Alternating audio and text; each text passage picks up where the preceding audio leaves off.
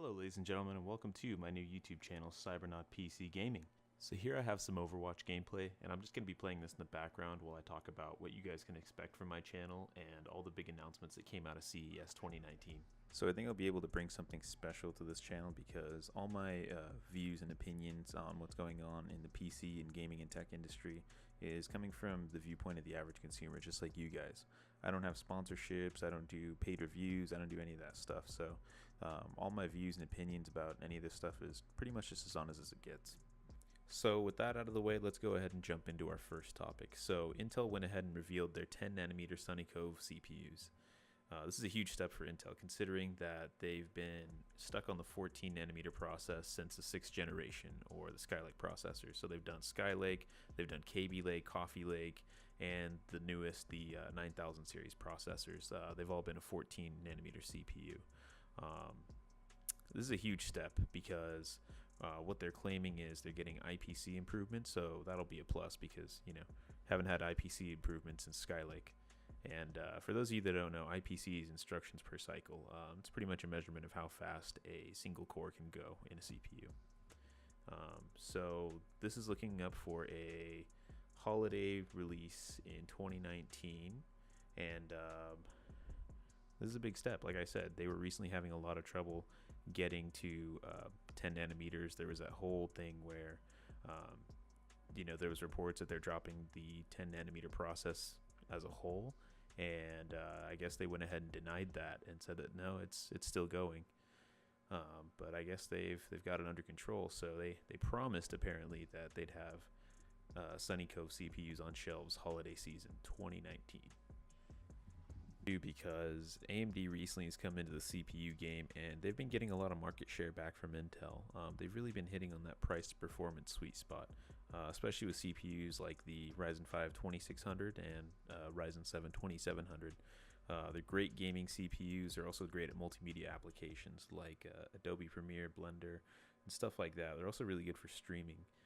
So another thing that I forgot to mention was that with these AMD CPUs, they've actually pushed Intel to further advance their architecture and their IPC, because before that, they could just sit on that 14nm process and they were comfortable, honestly. They had no competition.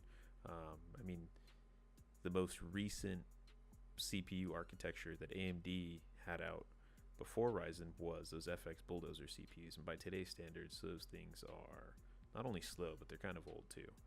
They're still on DDR3 memory and all that good stuff. So this is really good that Intel's becoming competitive again, and really hats off to AMD for pushing Intel to get this 10nm process out. So our next topic is going to be about AMD, and we're going to be talking about the Radeon section here. AMD unveiled their new 7nm Radeon 7 GPU. So this is AMD's first 7nm graphics card. It's got 16 gigs of HBM2 memory. It's built on a 7nm process, 3840 stream processors. I believe it has 60 compute units, which is 4 less than the Vega 64.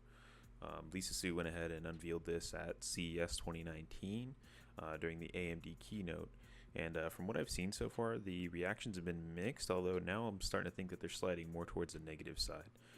Recently, I guess there were some benchmarks published, and it sits somewhere in between a GTX 1080 and 1080 Ti.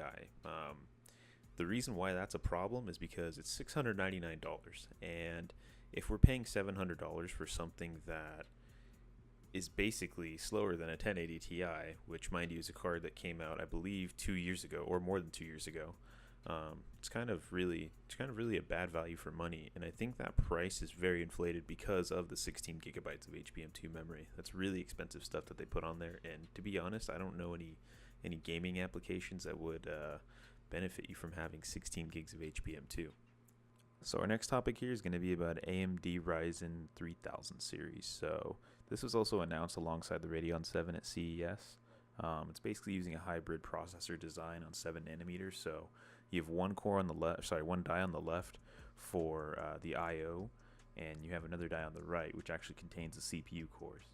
The cool thing about this is that they showed a Cinebench demo where the clock speeds weren't final for the Ryzen processor, and it was going up against a stock 9900K, and it outperformed the stock 9900K while using less power. So This is huge news considering that we got those leaks from Adored TV and that one Reddit post. Still need to see if that 16 core, 32 thread processor is ever going to come out, because they didn't unveil anything like that at CES. But what they did unveil is an 8 core, 16 thread processor. But they were very vague in their statements, and they were just saying something along the lines of get ready. So that's pretty much going to do it for today. Like I said, it's my first video, so go easy on me. If you enjoyed what you saw, what you heard, go ahead and hit the like button. Maybe consider subscribing. Maybe it'd be fun to see how this channel progresses and stuff.